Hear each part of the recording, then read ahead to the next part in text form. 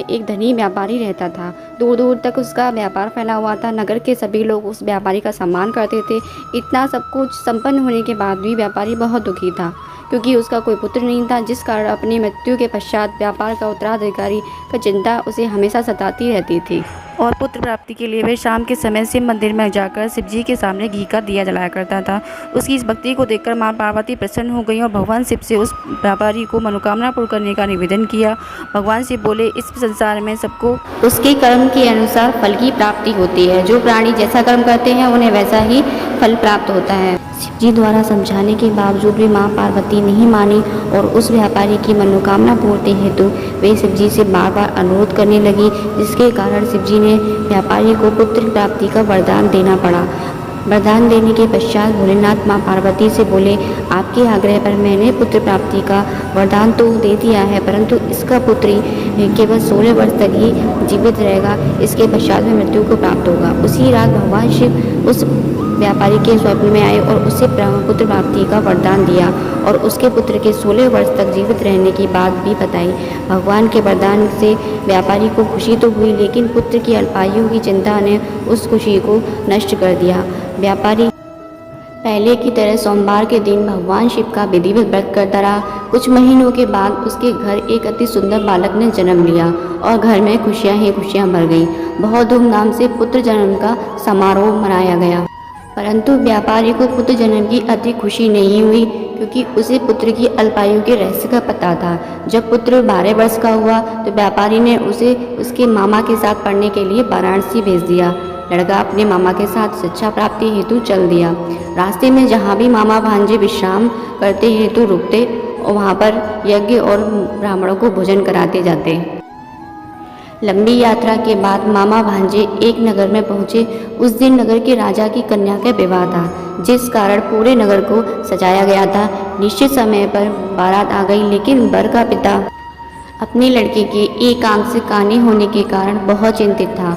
उसे भय था कि इस बात का पता चलने पर कहीं राजा विवाह से इनकार न कर दे, इससे उसकी बदनामी भी होगी। जब वर के पिता ने व्यापारी के पुत्र को देखा तो उसके मस्तिष्क में एक विचार आया। उसने सोचा, क्यों ना इस लड़के से दूल्हा बनाकर राजकुमारी से विवाह करा दूं और विवाह के बाद इसको धन देकर विदा कर दूंगा और राजकुमारी को अपने नगर ले जाऊंगा।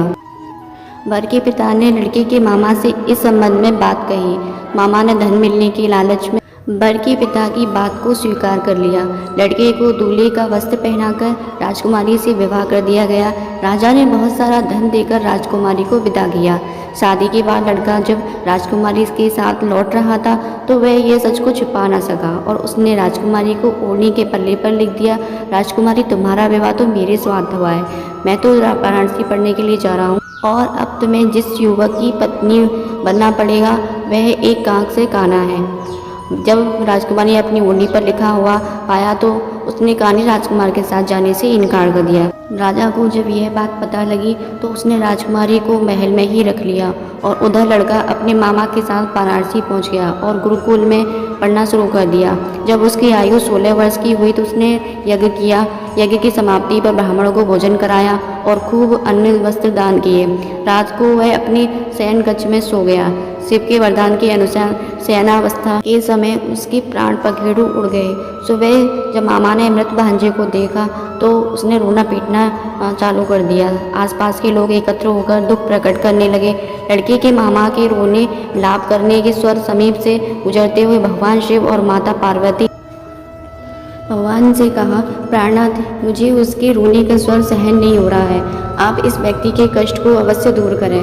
भगवान शिव ने माता पार्वती के साथ अदृश्य रूप में समीप जाकर देखा तो भोलेनाथ माता पार्वती से बोले, यह तो उसी व्यापारी का पुत्र है जिसे मैंने 16 वर्ष की आयु का वरदान दिया था। इसकी आयु पूरी हो गई है। माँ पार्वती ने फिर भगवान शिव से निवेदन कर उस बालक को शिव जी ने उसे जीवित होने का वरदान दे दिया और कुछ ही पल में वह जीवित होकर बैठ गया। शिक्षा समाप्त करके लड़का मामा के साथ अपने नगर की ओर चल दिया। दोनों चलते हुए उसी नगर में पहुँचे जहाँ उसका विवाह हुआ था। उस नगर में भी यज्ञ का आयोजन किया। समीप से गुजरते हुए नगर के राजा ने यज्ञ का आयोजन देखा और उसने तुरंत ही लड़के और उसके मामा को पहचान लिया।